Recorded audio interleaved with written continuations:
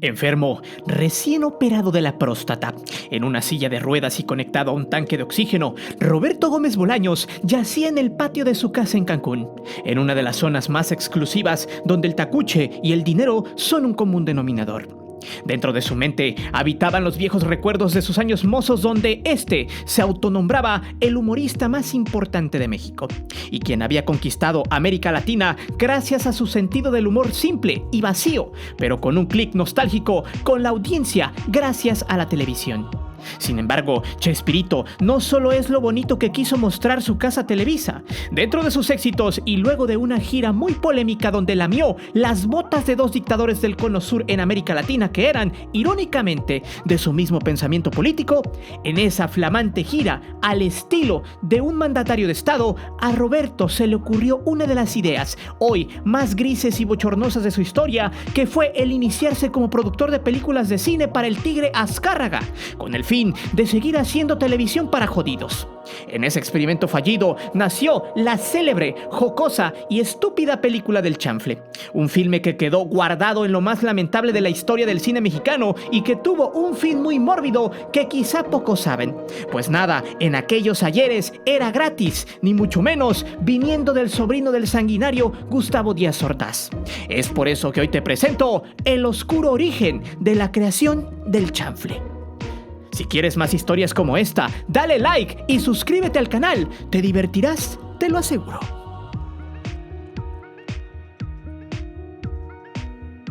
Para entender el mensaje de este video es necesario primero tener en cuenta muchas cosas referentes a este personaje que para muchos fue el dios de la risa en los tiempos de juventud. Seguro muchos de ustedes habrán crecido con este personaje y seguro algunos terminaron siendo fans del humor de las cachetadas, los gritos, los insultos blancos y la mofa social mexicana. Al final de cuentas, la fórmula del Tigre Azcárraga en esos ayeres había resultado un éxito, pues ese tipejo siempre estuvo por delante de las masas de la época, construyendo un emporio a base de madrazos, represión laboral, hostigamiento y corrupción.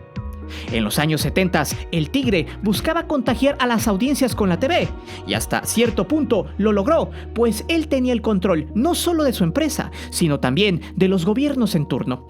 Pero a la televisión le hacía falta proyectar algo diferente, no solo noticieros que solo se reducían a leer boletines de la presidencia con el impasible Jacobo Zabludovsky, el estado del tiempo o la nota roja, sino que también había que conquistar a todas las edades, pues la televisión era para todos y una forma de hacerlo era creando un contenido enfocado a la mayoría de las audiencias. Así fue como Roberto Gómez Bolaños, quien desde joven tuvo muchas ambiciones profesionales como la de ser reconocido por todo el medio artístico. Empezó a escribir historias con eslogans publicitarios las cuales no pegaron, y aunque el picar piedra con privilegios era una de sus constantes, llegó el momento de que en una puesta en escena de tantas logró llamar la atención del público en general. La creación del Chavo del Ocho por allá de 1971 fue la ópera prima de este sujeto quien encontró una mina de oro con una fórmula muy sencilla: armar un concierto de cachetadas, gritos y chistes estúpidos con personajes que reflejaban al sector precario para los que iba dirigido ese contenido. Un niño muerto de hambre que vive en un barril bajo la escalera de una vecindad de mala muerte, propiedad de un gordo adinerado, y donde rentan familias con varias actitudes pero con una misma realidad social: la pobreza y la disfuncionalidad. En la vecindad coexistía la familia pobre pero que se sentía rica y elitista, haciendo alusión al aspiracionismo de la clase baja y clase media de la sociedad. Una familia donde la madre está ausente y el padre es un tipo flojo y moroso.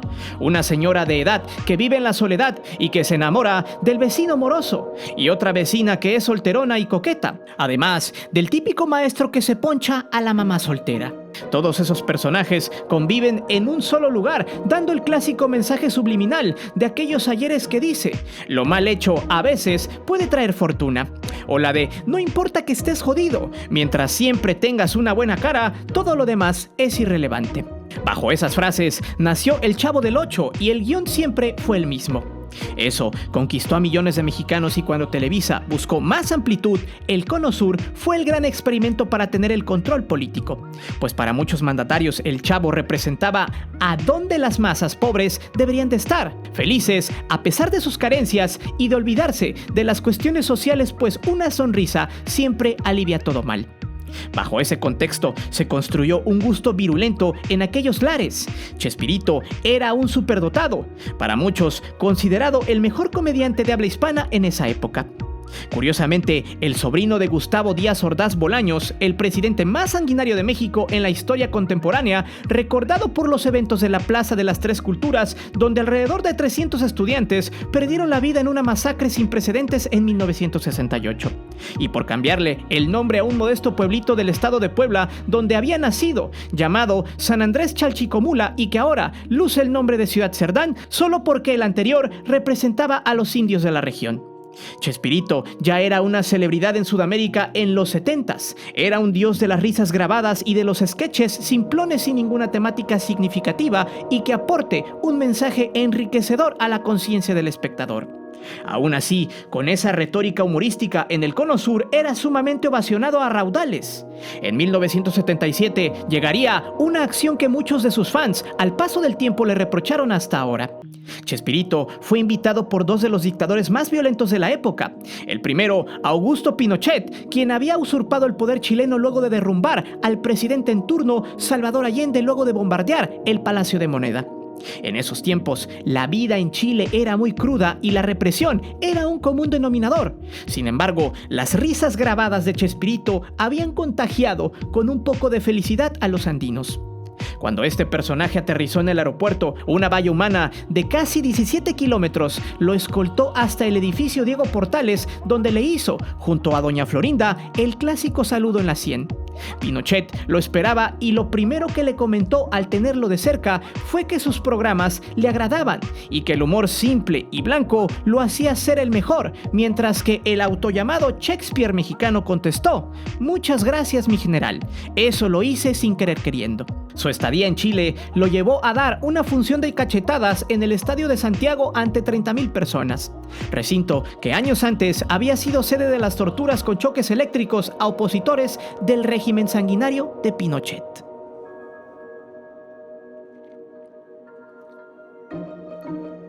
Esa misma gira por Sudamérica, luego de estar codo a codo con un personaje impresentable en la historia de Chile, Chespirito tuvo la fortuna y la amabilidad de ir a Argentina, quien en esos momentos era gobernado por otro dictadorzuelo, el líder del terror llamado Jorge Rafael Videla, personaje por el cual Johan Cruyff no quiso jugar la final de la Argentina 78.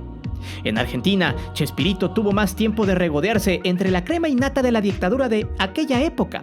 Entre elogios y un sinfín de alabanzas, el Chavo del Ocho dio 14 funciones en el Luna Park y además hizo presentaciones en el Estadio de Boca, y fue ahí donde llegó la idea de comenzar una nueva etapa en la Televisa de los 70s, haciendo una película pero de fútbol.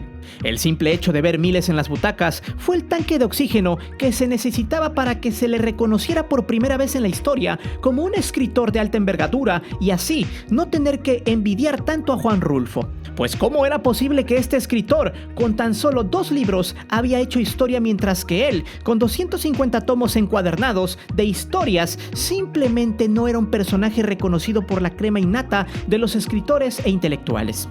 Chespirito buscaba reconocimiento en su propia tierra y no agradar al fanático del fútbol. Eso era para él lo menos importante de lo que le era más indiferente. Cuando regresó a México en 1978, empezó a trabajar en el guión de la película, que fue básicamente lo mismo que realizaba con El Chavo del Ocho, solo que en un contexto enfocado al fútbol y con una historia seca y tonta. En aquella ocasión pidió al Tigre Azcárraga que le prestara las instalaciones del Azteca. Este, sin problemas, se las prestó por 8 semanas para que pudiera trabajar, y no solo eso, también le prestó al equipo América, propiedad de Televisa, para que pudiera grabar y promocionarlos para ejecutar su plan que mencionaremos más adelante. Durante 1 hora y 46 minutos en 1979 podías conocer la historia de un aguador del América, evocando a la idea de siempre, su simple y llana fórmula: lo mal hecho a veces te trae fortuna. Si eres jodido, no te desesperes. Si no estudiaste o no trabajas, un día la suerte te hará triunfar. El chanfle buscaba tener un hijo con su esposa, el cual no se daba a pesar de 10 años de intentos. Todo lo hace mal, y a pesar de que sus yerros los termina pagando, aunque no sea justo que lo haga, este se hunde cada día más en la miseria. Típico argumento de las telenovelas de Valentín Pimstein. El chanfle intentaba venderle una pistola a un borracho quien cree que lo quiere matar. Eso lo obliga a que en la trama, el borracho, interpretado por el Chato Padilla, lo persigue en varios escenarios de la película. Luego de tanta miseria y de ser ninguneado por muchos personajes del largometraje, el chanfle le da la noticia que va a ser papá. Eso le alegra mucho, pues al menos en su infortunio económico había una luz en el camino. La película no tiene ningún mensaje importante que nutra a la audiencia de realidad, pues solo maquilla el mismo guión de siempre, terminando con la esposa del chanfle dando a luz en el Estadio Azteca y ascendiendo de puesto, de aguador a entrenador de las fuerzas infantiles del América. Y a pesar de esta sinopsis, pocos la recuerdan, pues el momento cumbre de la película es un sueño húmedo que él tiene y donde anota 24 goles de formas increíbles.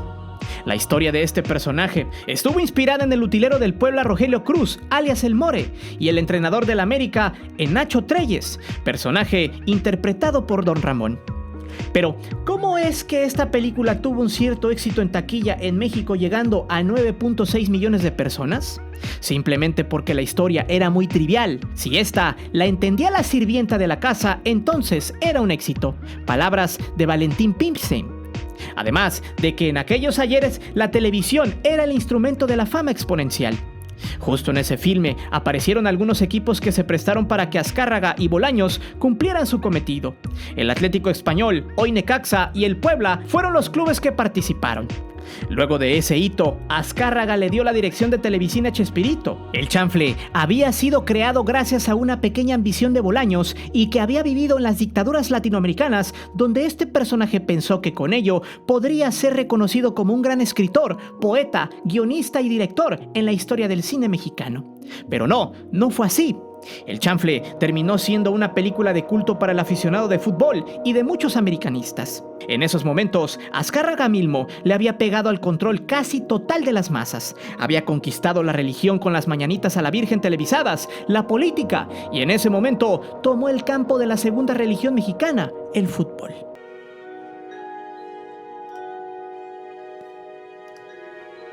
Según lo cuenta la novela de Fabricio Mejía, llamada Nación TV, Gómez Bolaños solo fue un cómico que creaba historias sin desarrollo intelectual.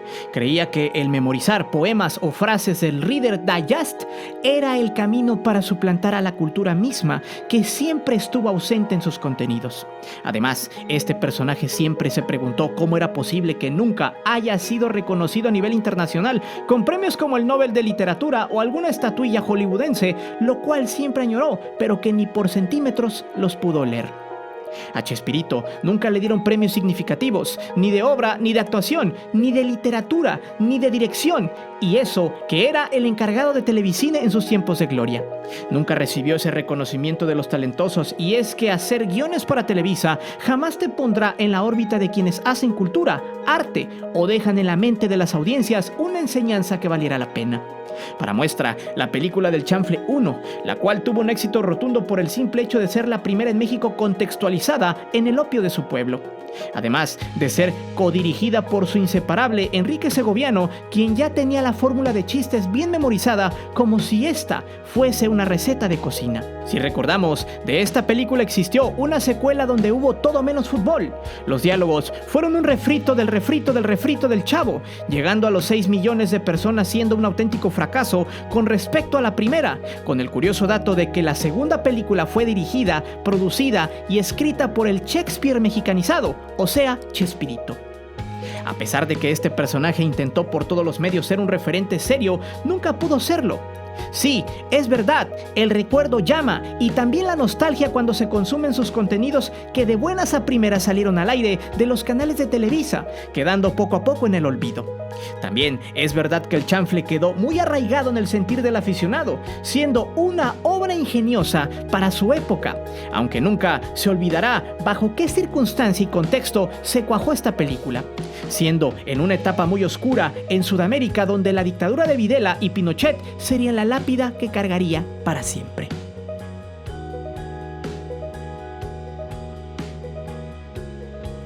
Otra de las razones por las cuales se consumó el chanfle fue por el experimento hacia las masas nacionales en aquellos ayeres. Muchos americanistas no lo saben, pero el nacimiento de ese equipo fue por obra y capricho del Tigre Azcárraga en sus tiempos de juventud y en sus pensamientos soñadores ingenuos de Junior junto a su compinche el mi rey hijo del cachorro de la revolución, Miguel Alemán Velasco, quien tenía en ese entonces inversión en el canal. Emilio había pensado que entrar en el negocio del fútbol sería una manera más sencilla de tener el control de las conciencias.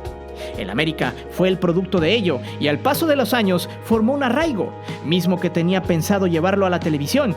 Cuando Chespirito regresó de Sudamérica con la idea de crear una película de fútbol para jodidos, hablando de jodidos, teniendo a un jodido de la sociedad como personaje principal, agachón, pero bonachón y tonto involuntario, el Tigre dijo: esa es la idea que estaba pensando. Por un lado le hacemos creer a la gente que en Televisa se fomentan los valores y por el otro ampliamos el amor por el América a las sociedades jodidas que desean lo que no tienen, que esté a su alcance, porque eso es Televisa. Televisa lleva tus sueños inalcanzables a tu puerta. Televisa es México y México es Televisa. Por eso, el chanfle fue el referente por mucho tiempo del americanista, porque el América no solo era para la clase opulente como en un principio se pensó, sino también para el barrendero, el carnicero, el albañil, el de la ruta, el asaltante, el chafirete, el viene, el maestro, el policía, pobres y ricos. El chanfle representaba esa sociedad que añoraba codearse con la clase alta, que deseaba ser como ellos, pero que no tenía las capacidades económicas para lograrlo, pero que siempre se levantaba todos los días a trabajar para comprar un cachito y sacarse la lotería. Ese fue el principal mensaje, enmascarando totalmente la realidad. Sin embargo, los tiempos cambian. Cuando Emilio III llegó al poder de Televisa, después de tener solo el 10% de las acciones, recordó lo que Chespirito había sido, una mala broma en su infancia, pero que había colocado a Televisa en el plano internacional. No le quedó más que aceptar poner sus contenidos en Blim para rellenar los tópicos, de darle un espacio en sus canales secundarios como el 9 o el 5 para reciclar algunos de sus éxitos y de hacerle un homenaje con el América y a todos aquellos que crecieron con sus chistes blancos y de poca complejidad. A principios del 2019, América lanzaba una peculiar playera naranja, inspirada en el chanfle, conmemorando los 40 años de la primera película. Rápidamente fue la burla en redes sociales por el mal diseño, pero a Emilio no le importó. Con eso culminaba la pequeña deuda que tenía con un tipo que siempre quiso ser un referente cultural, pero que terminó siendo un personaje recordado por sus lemas publicitarios y no por un escritor o director cinematográfico de peso en México. Pero dime, ¿qué enseñanza te dejó el chanfle en tu vida? Deja tus respuestas aquí abajo. Recuerda que aquí leemos todos los comentarios y no olvides suscribirte al canal ni de activar la campana de notificaciones. Mi nombre es Guillermo Antonio. Nos vemos hasta la próxima.